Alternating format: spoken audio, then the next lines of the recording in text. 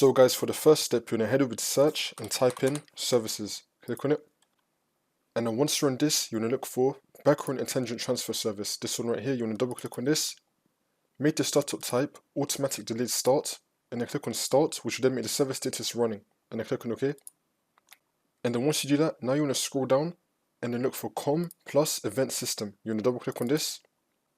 And now you're going to make the startup type automatic. And then click on start, which will then make the server status running. And then click on OK.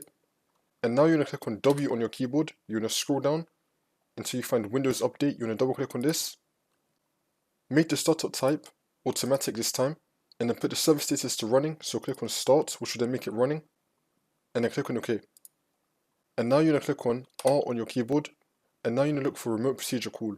So there's going to be two of them. You want to go to the first one, remote procedure call. Double click on this.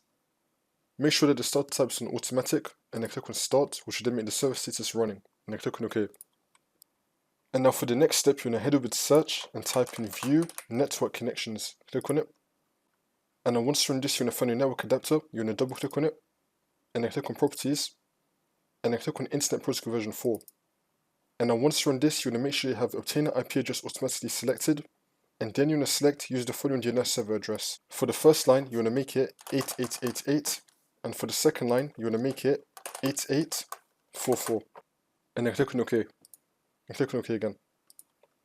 And now for the next step, you're going to head over to search and type in internet options. Click on it. And now once you're on this, you're going to click on the connections tab.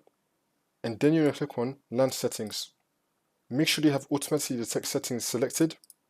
And you want to untick user proxy server. If you have proxy server enabled, you want to untick it. And then click on OK. And then click on OK again. And now you just want to restart your computer. And then the problem should be fixed.